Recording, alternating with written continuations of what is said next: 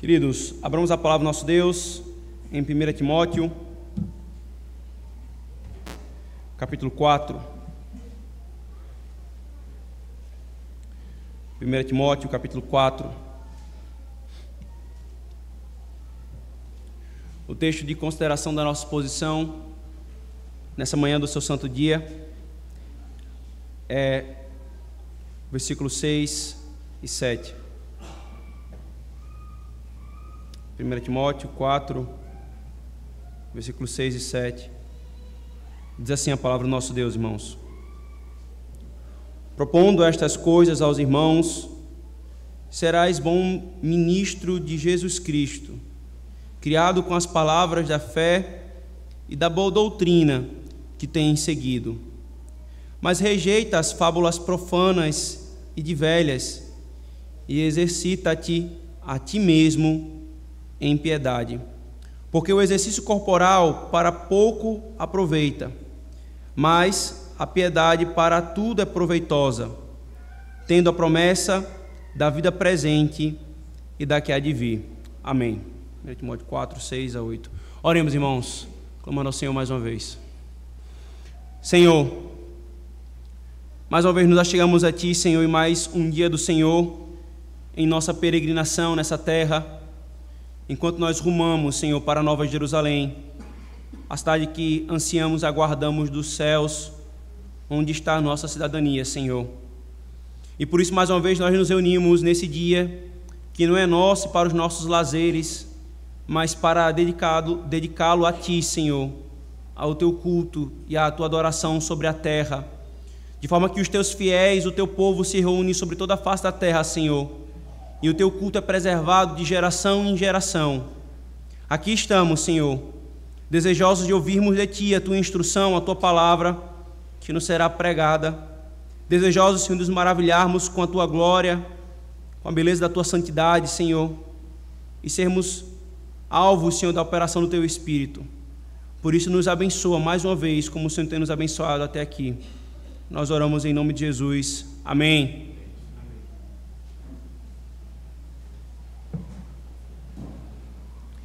Queridos, nessa exposição, o tema que nós seguiremos, conforme a nossa caminhada por essa ocasião do aniversário da igreja, é a piedade individual. A piedade individual. Essa expressão, ela se refere à piedade do indivíduo.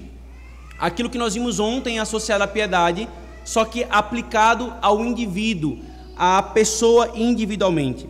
Paulo, irmãos, ele fala dela aqui a Timóteo mais uma vez, quando ele diz: propondo estas coisas aos irmãos, serás bom ministro de Jesus Cristo. E então ele avança falando sobre não apenas propor, isto é, ensinar aquilo que é bom, mas rejeitar aquilo que é mal. E além disso, ele diz: e exercita-te a ti mesmo na piedade. Paulo está tratando aqui da piedade individual, irmãos. E Paulo, ele fala, como foi falado ontem à noite, recorrentemente sobre piedade nas epístolas pastorais. Só para os irmãos terem uma ideia, cerca de 13 vezes Paulo trata da piedade, encorajando os ministros Timóteo e Tito para que eles caminhassem na piedade. Antes de nós adentrarmos aqui no texto, irmãos, vale a pena nós lembrarmos apenas o que foi estabelecido ontem e provado biblicamente sobre o que é piedade. Nós vimos, depois de considerarmos vários textos, este conceito aqui de piedade, que a piedade é um movimento da alma em devoção, em temor e em comunhão com Deus. Piedade é um movimento da nossa alma em devoção, em comunhão e em temor para com Deus. E é por isso que piedade é sinônimo de obediência. É sinônimo de uma busca diligente, sincera e evangélica, isto é, a partir do evangelho da santidade e da santificação. Mas aqui nesse texto, irmãos, nos é passado outras informações sobre o que é a piedade bíblica, a piedade que é centrada em Cristo. E é sobre isso que nós vamos considerar aqui, irmãos. Paulo, ele diz a Timóteo que ele seria um bom ministro do evangelho, se ele primeiro ensinasse a igreja a sã doutrina. E quando ele fala assim, propondo estas coisas, é tudo aquilo que Paulo falou até aqui. Aqui na primeira epístola, até esse momento aqui, irmãos, a primeira epístola de Paulo a Timóteo, ele havia orientado com relação a culto, a vida santa, a orientação de cada grupo da igreja, como cada um deveria viver, sobre a piedade individual para a igreja no sentido geral. Então Paulo retoma e fala: você vai ser um bom ministro se você ensinar estas coisas. Bem diferente do que muitos ensinam hoje acerca do trabalho pastoral. Eu cresci ouvindo que focar em doutrina, ensinar a igreja, era coisa de radical, era desnecessário. O que as pessoas queriam era um moído, era festa, era agitação. Bodes querem isso, mas as ovelhas de Cristo não. E os bons ministros de Cristo, eles não vão se perder nessas coisas tolas e pueris, mas eles vão se dedicar a ensinar a sã doutrina. Ensina a sã doutrina, você vai ser um bom ministro. Mas não apenas aquilo que é bom, Paulo está dizendo, aquilo que é são, mas do outro lado, se num sentido Timóteo deveria acolher e ensinar a sã doutrina, no outro, ele diz: rejeita as fábulas profanas de velhas. Provavelmente aqui, irmãos, a alusão a essa expressão que Paulo eventualmente fala nas epístolas paulinas é algumas fábulas judaicas, novelescas, cheias de misticismo, e que influenciavam a igreja naqueles dias. É nesse contexto aqui, irmãos, depois de reafirmar o que Timóteo deveria fazer como ministro, defender a verdade, ensinar a verdade, rejeitar o erro, ele vai acrescentar mais uma vez, dizendo: exercita-te a ti mesmo na piedade.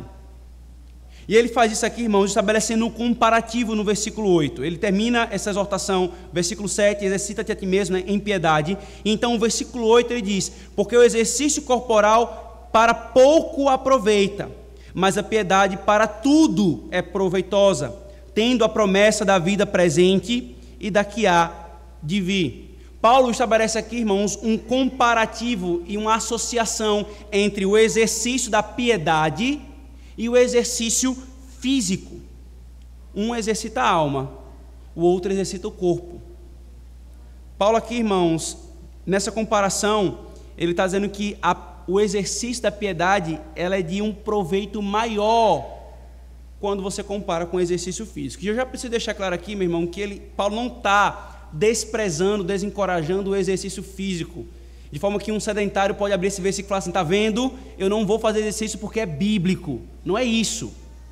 Paulo está colocando as duas coisas lado a lado, e a Bíblia manda a gente cuidar do nosso corpo, obedecendo o sexto mandamento, mas está dizendo assim: quando nós comparamos estas duas coisas, se vale a pena você fazer o exercício físico, porque há benefícios para o seu corpo nessa era, muito mais, você deveria conceber o exercício da piedade, porque ela é proveitosa para esta era e para a era vindoura. Então, o que é que ele nos ensina aqui sobre a piedade, irmãos, nesse texto? Primeira coisa que nós aprendemos aqui, irmãos, acerca da piedade, é que ela deve ser exercitada. A primeira coisa que nós aprendemos aqui nesse texto sobre a piedade bíblica que vem do Evangelho é que ela deve ser exercitada. Paulo ele expressamente ordenou: exercita-te na piedade. Portanto, irmãos, dito de outra forma, a piedade é um exercício. Agora, o que é que significa a piedade ser um exercício? Primeiro, irmãos, se é um exercício, então a piedade é algo prático. Se é um exercício, a piedade ela é algo prático. Você não pode tratar a piedade como algo meramente teórico, como se fosse suficiente apenas ter uma boa doutrina, uma boa teologia. E isso é interessante, irmãos, porque no movimento de muitos descobrirem a fé reformada, caem justamente dessa cilada. Gasta-se horas e horas em leitura, que bênção que é o estudo, horas em escuta de sermões, até mesmo em debates, mas pouquíssimo, quase nada, em alguns casos, de tempo para o exercício de fato da piedade. Iguala-se a piedade a ter muito conhecimento. Mas a Escritura não trata a piedade assim, irmãos. A piedade não é teórica meramente. A piedade, ela é prática. Ela deve fluir do conhecimento verdadeiro, até porque não há piedade sem conhecimento verdadeiro. A suposta piedade sem conhecimento verdadeiro é misticismo, é superstição, e isso não agrada ao Senhor. Não tem como vir o fruto da piedade numa árvore da ignorância. Mas não para no mero conhecimento, porque também se parar aí não é piedade. Adquire-se o conhecimento e então exercita-o na piedade. Quando você exercitar a doutrina que você abraçou, então isso é chamado de piedade. Enquanto você não exercitar, você não é um piedoso, você é um mero teórico. Mais precisamente, beirando a hipocrisia. Porque a hipocrisia não é só eu viver contrário ao que eu professo e à sã doutrina. É eu não viver o que eu professo. O simples fato de eu professar algo e não viver é hipocrisia. Qual tem sido então, querido, a sua relação com a piedade? Enquanto ela for mero conhecimento, nós não vamos caminhar muito diferente daquilo que Paulo fala em 2 Timóteo 3:5, que tem aparência de piedade, mas nega a eficácia dela. Sabe como é que você nega a eficácia da piedade? Quando com todo o conhecimento verdadeiro que o Senhor nos dá, irmãos, isso não muda a nossa vida. Todo o conhecimento que o Senhor nos traz em Cristo e no Evangelho, se ele é verdadeiro e ele é em Cristo, tem que mudar a nossa vida. Não tem como a nossa dinâmica com o Senhor continuar a mesma, a maneira como eu uso as minhas palavras, a minha língua continua a mesma, os meus pensamentos, os meus desejos, a minha família, a ordenação do meu lar, a maneira como eu lido com o dia do Senhor, com a Escritura Sagrada, com a pregação, não tem. Se isso não transforma a minha vida, eu estou negando a eficácia. E isso é um grave pecado, irmãos. Ter que lidar com corações que muitas vezes procuram, pastor, eu estou duvidando da palavra de Deus. Por quê, meu irmão? Porque eu não consigo experimentá-la. Olha que ponto chega. Quando eu tão somente consigo assentir, concordar com ela. Amém, é verdadeira. Mas não muda a minha vida. A incredulidade, ela vai bater a porta desse coração, e a apostasia é o segundo passo. Ela tem que mudar o seu dia a dia nas coisas mais básicas, como eu mencionei. Coração, pensamentos, linguagem, negócios, o uso, o fruto das coisas da criação, a minha família, minha tratativa com minha esposa, no caso dos homens, no caso das mulheres com meu marido. São nessas coisas que nós vemos a piedade. As coisas mais básicas, irmãos. Você apenas busca conhecimento teórico e negligencia a prática, ou você tão logo recebe da parte do Senhor instrução, você insta com o seu coração, dizendo: minha alma, faze o que o teu Senhor mandou. Faze o que o teu Senhor mandou. Você está entre os que fazem barulho pela sã doutrina, mas a silencia com a sua vida, ou você está entre aqueles que pela sua boca e pela sua vida fazem um só coro em favor da sã doutrina? Ainda nesse aspecto, irmãos, da piedade como um exercício, tem uma outra implicação aqui. Se a piedade é um exercício, irmãos, então quanto mais eu pratico, mais eu fico aperfeiçoado nela. Não é à toa que Paulo escolheu essa linguagem, exercita-te na piedade. Ele usou a linguagem de exercício de propósito, para vincularmos a questão de que a piedade ela é prática, mas também para nos ensinar, irmãos, que quanto mais eu pratico, mais a minha alma se torna habituada com ela. Porque a piedade, irmãos, ela é, de outra forma, o padrão de quem o nosso Senhor é. Então, quanto mais eu a pratico pela santificação, mais eu vou sendo tornado parecido com o meu Senhor. A piedade, irmãos, ela não é meramente um conjunto de leis, de regras vazias, ela é o que ela é, vale a pena fazer o que temos de fazer por ela, porque ela tem uma íntima relação com o nosso Senhor. Ele é a própria piedade em pessoa, o resumo de toda a piedade que a Bíblia ensina.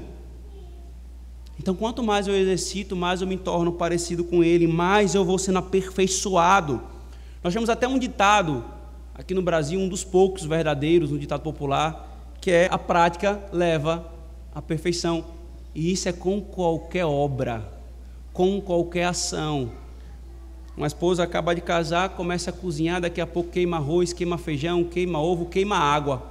Aí você, com o tempo, vai aprendendo. Aí daqui a pouco a mulher está com 4 meninos cozinhando com a mão amarrada nas costas e a outra segurando o menino. Você vai se aperfeiçoando. Você começa a tocar um instrumento, daqui a pouco é a coisa mais feia do mundo. Aí daqui a pouco bate Mozart, Johann Sebastian Bach. A prática vai levando à perfeição. Isso é com tudo, irmãos. O apóstolo, na Epístola aos Hebreus, ele diz que o alimento sólido é para os maduros. E qual é a característica dos maduros? Ele vai falar que pelo exercício da prática do bem, dito de outra forma, pelo exercício da piedade, aprenderam a discernir o bem e o mal. Está lá em Hebreus 5,14. Quanto mais eu pratico, mais maduro fico, mais discernimento eu vou tendo. Assim como não adianta, irmãos, uma dieta de um dia para perder peso, nem uma corrida de um dia para desenvolver resistência respiratória, nem fazer musculação uma vez para desenvolver resistência e crescimento muscular. Assim também não adianta uma prática pontual da piedade, ela deve ser exercitada constantemente. Portanto, queridos, o que diz respeito à piedade que você ensejou fazer, esboçou fazer algo, mas que simplesmente você não perseverou. É se dedicar mais à oração. Você talvez ouviu alguma exposição recentemente, leu algum livro e você ficou todo encorajado: eu vou ser um homem de oração, uma mulher de oração. Aí você começa na segunda, na terça, daqui a pouco quarta, que já não sabe nem mais o que é oração. Persevere. Busque graça no Senhor. Se Ele é o padrão da piedade, Ele também é a fonte da piedade. E é nele que você vai encontrar força para fazer o que você tem que fazer. É o culto doméstico, homens, que o Senhor demanda de vocês, como nós veremos na escola dominical, conduzir. Persevere. Exercita-te na piedade com a tua família. É na pureza sexual. É no uso mais santo da língua, é no rancor que está no coração. Exercita-te, persevera e não desiste de fazer aquilo que o Senhor ordenou. Vai ao Senhor Jesus, aquele que é o padrão da piedade, e clama graça, poder para fazer. Só não pense que a prática pontual da piedade vai gerar um coração piedoso. Não vai. Eu estou, irmãos, há 3 meses fazendo jiu-jitsu, uma arte marcial, com os homens da igreja e os meninos da igreja. A gente começou isso. Nós contratamos um professor particular, que é um pai do nosso irmão, e ele dá aula para os meninos, os nossos filhos depois dá para nós. E aí nós começamos 2 dias na semana, e era o que nós conseguimos, e daquele jeito, né? É porque tem que fazer exercício, então vamos lá. E aí, algo curioso, irmãos, começou a acontecer. Na primeira vez, só faltou terminar o treino morrendo, querendo que a SAMU viesse, para poder levar para o hospital. E aí, no outro dia, você aquele pensamento: o que é que eu estou fazendo nesse negócio? Eu estou pagando para apanhar. E então, com o tempo, a resistência foi aumentando, os movimentos foram ficando mais orgânicos, fluidos e naturais, o gosto pelo exercício, pelo esporte também, e os benefícios para o corpo. Isso era o mais impressionante. Daqui a pouco, aquele pensamento de que o que é que eu estou fazendo na minha vida foi substituído por: rapaz, bem que hoje poderia ter treino também. E aí 2 já era pouco, precisava de mais um dia, mais um tempo ali naquele esporte. Isso acontece com qualquer esporte. Quanto mais você pratica, mais vai tomando gosto, mais vai vendo os benefícios para o corpo. Se isso é assim com o esporte, meu querido, que traz um benefício só para essa era, de um corpo que vai desvanecer, e por mais que você lute, que você resista, que você faça todo o esforço para o seu corpo ficar saudável, ele vai desvanecer de uma forma ou de outra. Mas se isso é assim, com exercício físico, que Paulo acabou de dizer, que tem proveito, mas é pouco comparado com a piedade, quanto mais é a piedade? Quanto mais você se dedica àquilo que é santo, mais a sua alma vai se familiarizar com aquilo, mais a sua alma vai desejar aquilo. Você não vai querer negligenciar nem por um dia sequer, irmãos. Quanto mais se pratica a piedade, mais se deseja. Quanto menos interesse. Uma outra ilustração aqui, agora aplicando a coisa espiritual da alma, da piedade, é o dia do Senhor, por exemplo.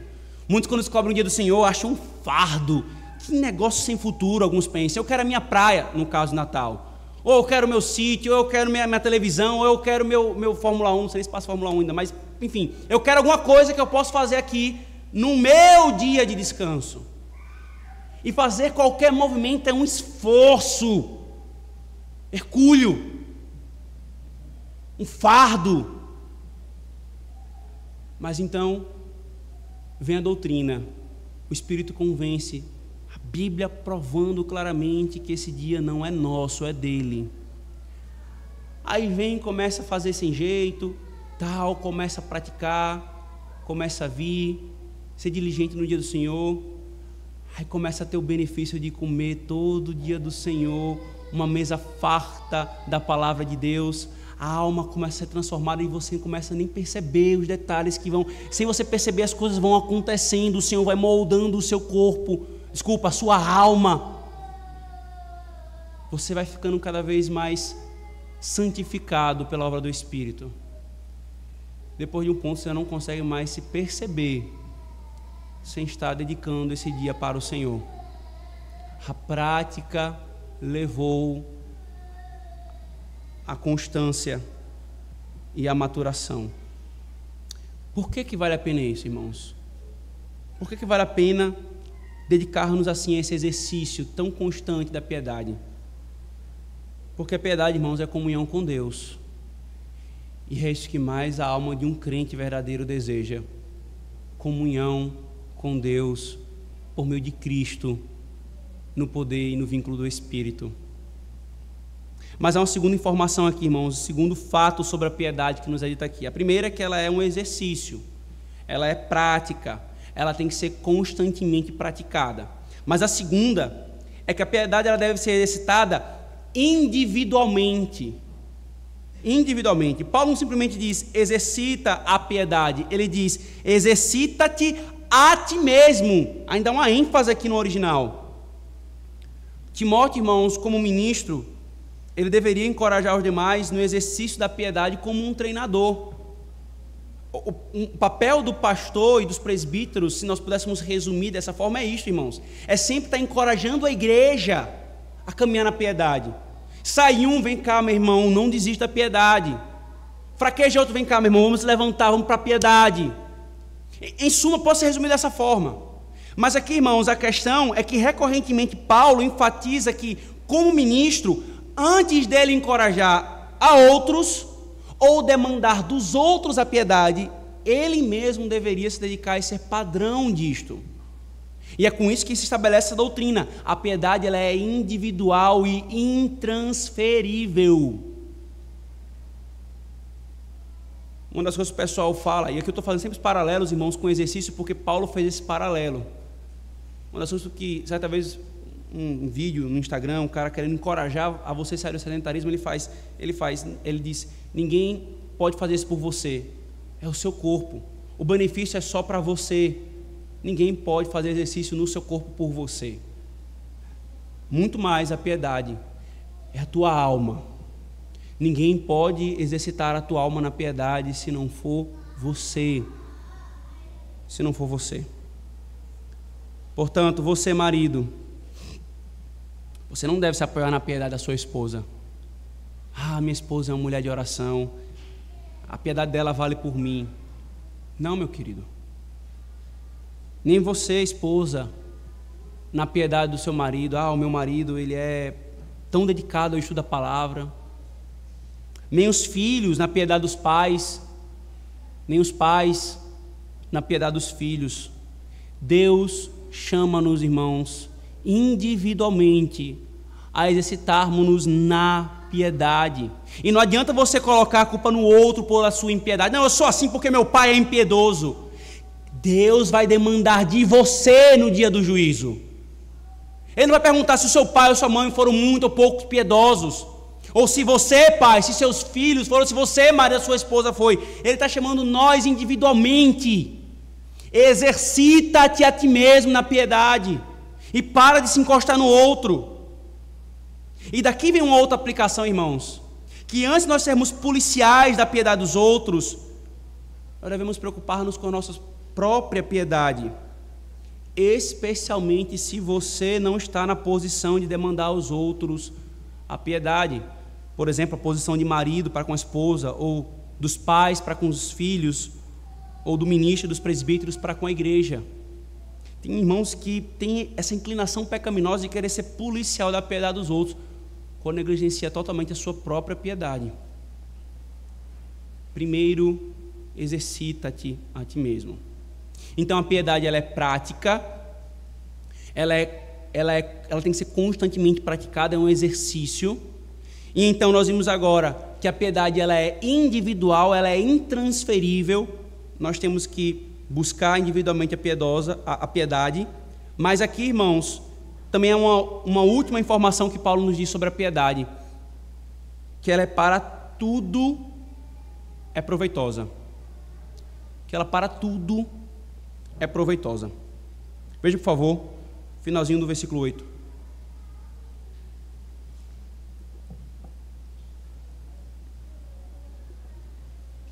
Mas a piedade para tudo é proveitosa, tendo a promessa da vida presente e da que há de vir.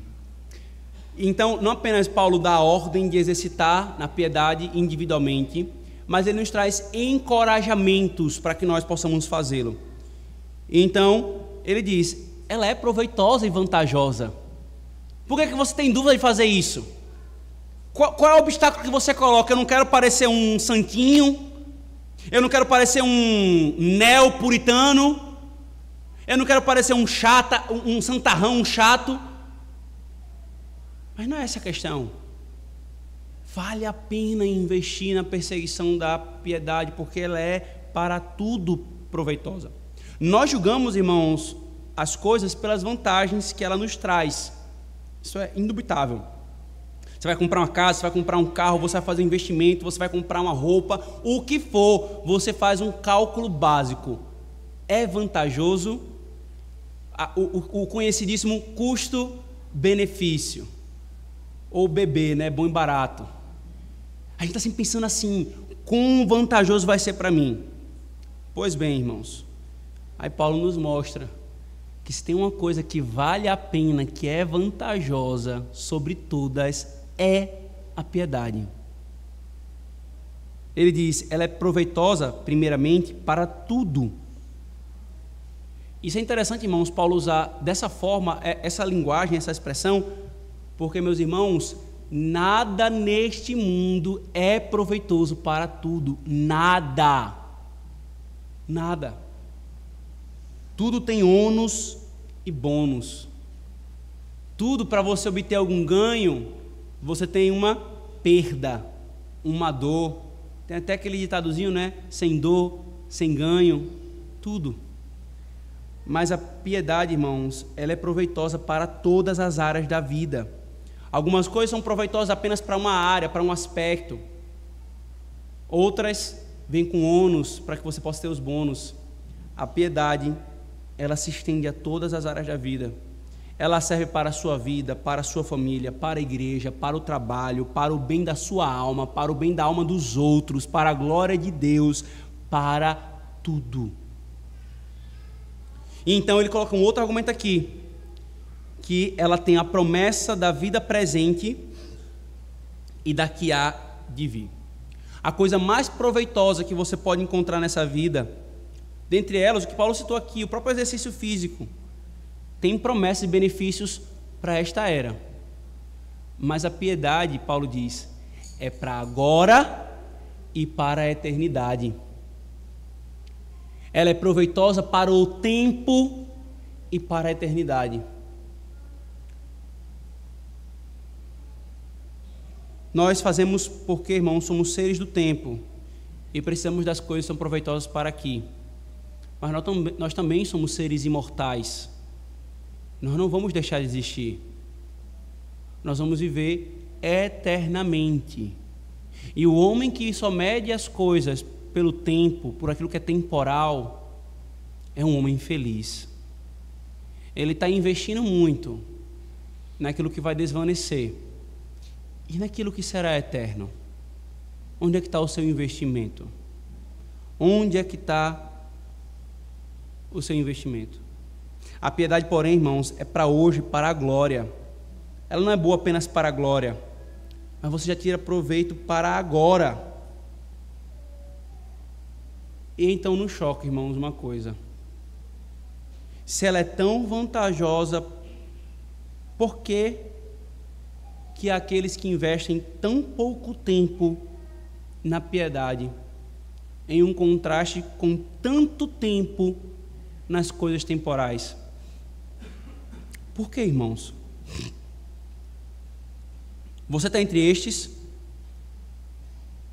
que para ganhar dinheiro não tem tempo perdido, não. Para ter algum benefício, faz acontecer. Mas para a piedade é tão leniente, tão preguiçoso, tão cheio de desculpas. Para orar, nunca se tem tempo.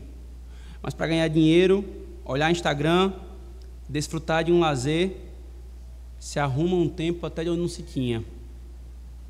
Isso é testemunho contra nós, irmãos, se assim nós caminharmos. Por que você não tem tempo? Por que você não tem tempo se Deus nos deu o tempo da nossa existência para nós usarmos para a glória dEle em todas as coisas, nas temporais, mas também nas eternas? Você vai colocar o trabalho como desculpa? É isso? Então você não tem tempo para orar, você não tem tempo para fazer o culto doméstico, você não tem tempo para ler a Bíblia, você não tem tempo para ter conversas piedosas por causa do trabalho que Deus lhe deu. Então que tal Deus tirar o seu trabalho? A gente resolve o problema, não é? É esse o problema? Então Ele tira. E aí você vai ter tempo para buscá-lo. Você coloca como desculpa não ter tempo para buscar a piedade por causa de filhos que Ele te deu? Então o que é que você acha dele tirar os seus filhos? Para que você tenha tempo, para que sua alma não se perca. É isso que a gente quer, irmãos?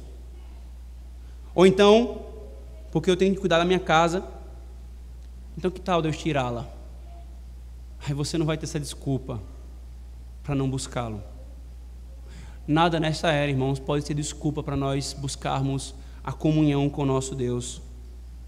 Por que santificar o dia do Senhor e dedicar todo o dia a Ele é demais, mas viver 7 para si mesmo é pouco? Por que gastar horas e horas com séries e streams é pouco tempo? Mas separar 30 minutos para meditar na pregação do domingo é demais. Isso revela o nosso coração, irmãos. Isso revela onde está o nosso amor. Para ficar forte com saúde, fitness ou sarado, seja o que for, vale horas e horas na academia, vale o sacrifício da alimentação, mas para jejuar, crescer na graça e no conhecimento, ler a Bíblia, meditar nela, ouvir a pregação é um enfado. E aqui nós poderíamos fazer o paralelo com qualquer coisa da piedade, irmãos, em detrimento com coisas dessa era. Porque muitos não veem proveito na piedade, porque tem uma mentalidade carnal, uma mentalidade temporal. No fundo, mesmo professando uma fé cristã, agem como ateus. O que vale é aqui, eu vou ficar perdendo meu tempo com coisas que não valem. Tolo, toda a tua riqueza vai ser consumida no fogo. Mas mas a tua alma, ela entrará desta era para a eternidade. É ela que você vai apresentar.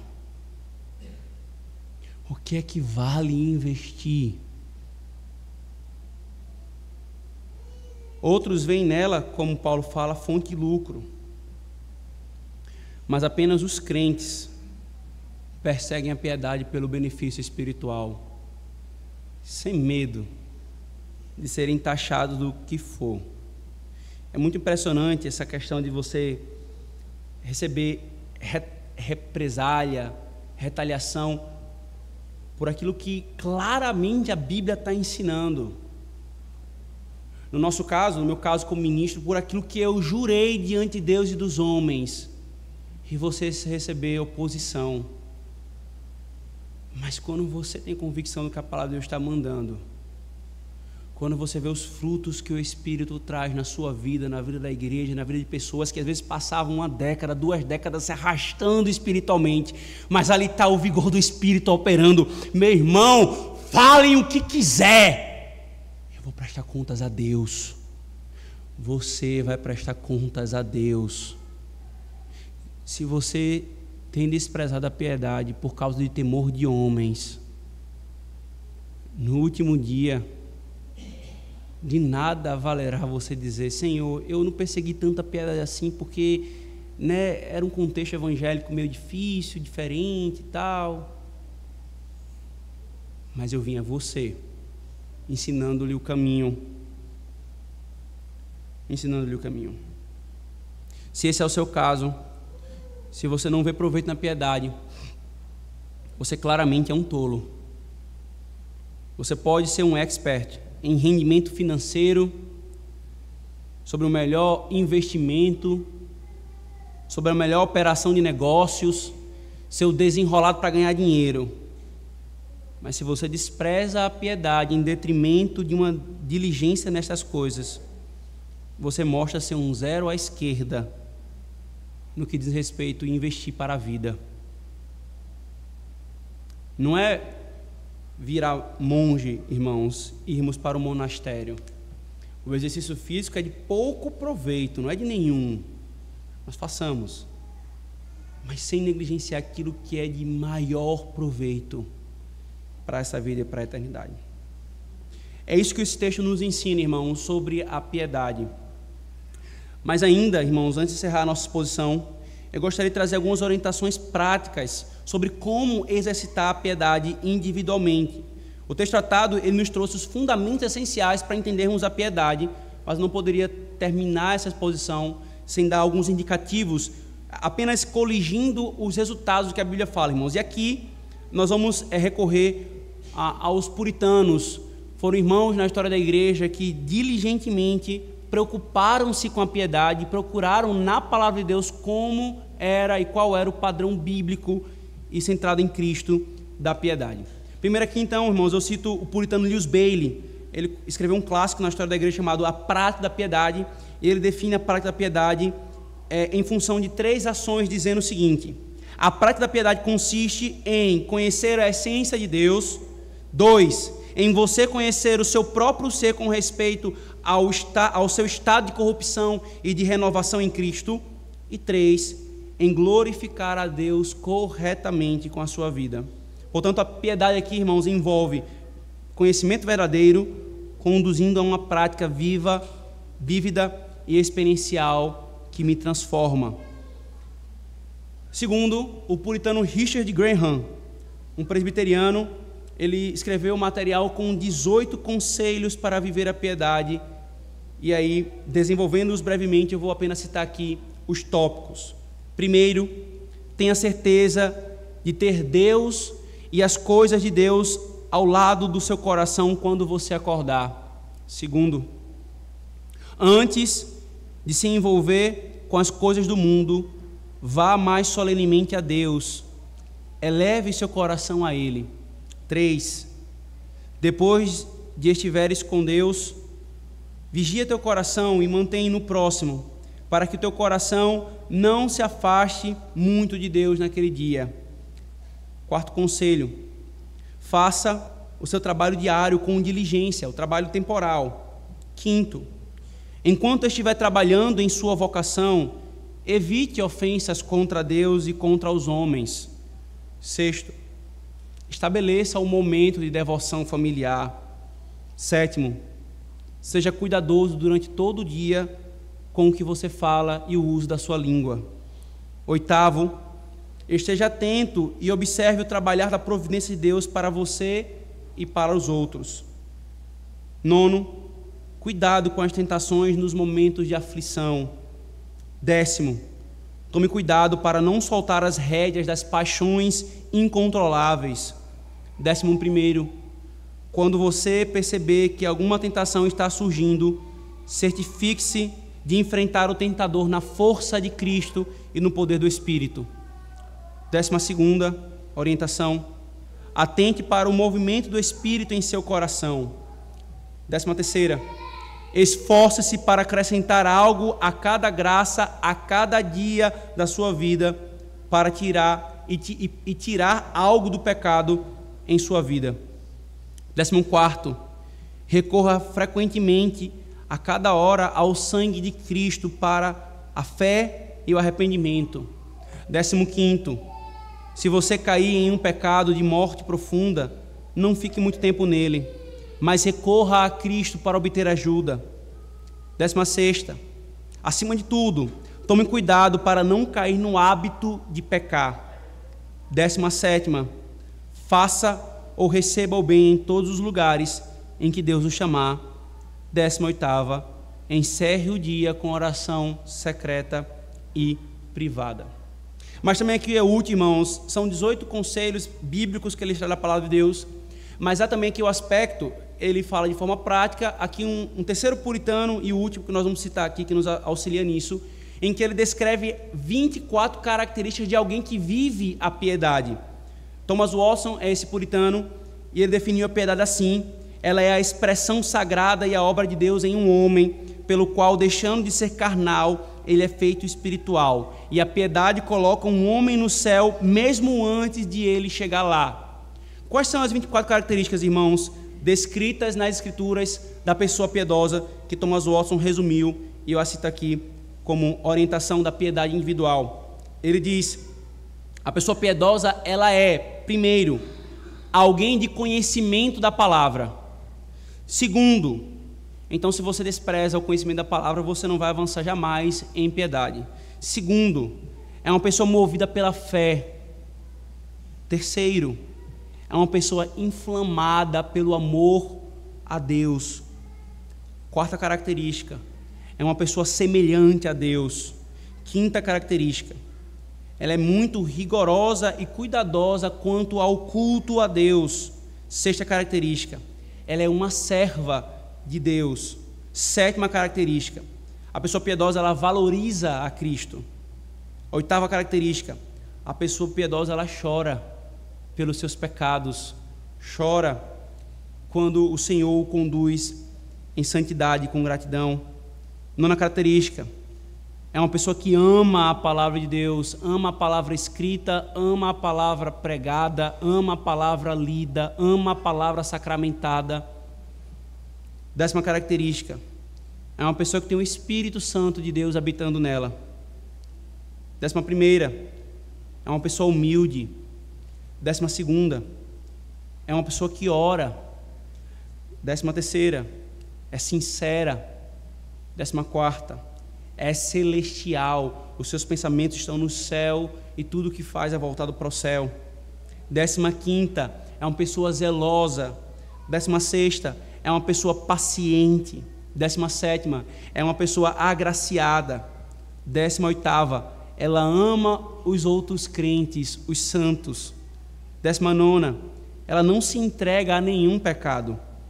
20ª, é bondosa em seus relacionamentos. 21ª, faz coisas espirituais de maneira espiritual. 12ª, é completamente treinada na piedade. 13ª, anda com Deus. E 14ª, se esforça para ser um instrumento para tornar outras pessoas piedosas. um mapa bem completo, irmãos, do que é piedade e de como nós buscarmos a piedade individualmente. Quando ela é buscada no indivíduo, então é a piedade individual. Quando essas características são buscadas na família, é a piedade familiar. Quando é na igreja, é a piedade comunitária, irmãos. Essas são definições, descrições que nos auxiliam a buscar a piedade em todos os níveis, irmãos. O Senhor nos deu meios para buscá-la. E o principal deles é nós buscarmos o Senhor e o poder do Espírito, irmãos. Porque, do contrário, nós teremos a mera aparência da piedade, mas não teremos o seu poder. A piedade, irmãos, é a coroa de um bom relacionamento, de um relacionamento deleitoso com Cristo. Se você tem caminhado por caminhos que não são piedosos, hoje o Senhor lhe chama a abandonar esse caminho, a clamar a graça do Senhor Jesus e o poder do Espírito, para que você possa trilhar o caminho de piedade e glorificar a Deus com sua vida individualmente. Amém. Oremos, irmãos. Senhor, o nosso coração tende, Senhor, à impiedade, porque ainda há o pecado nele, Senhor.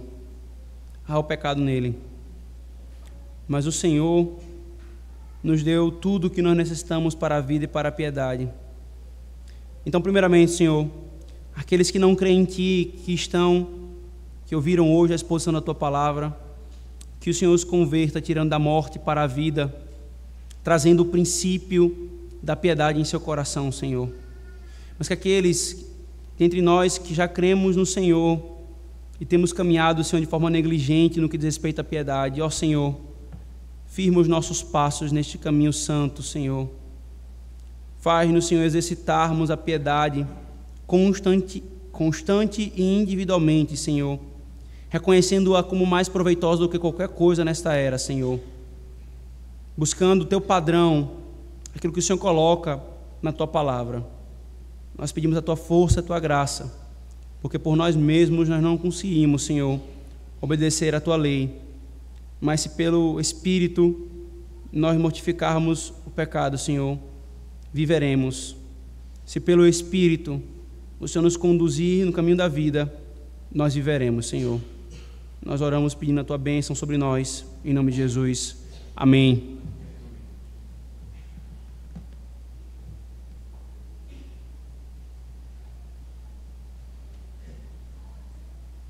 Em resposta à palavra do Senhor, vamos ficar de pé e vamos louvar o Salmo 119, verso 41 a 48.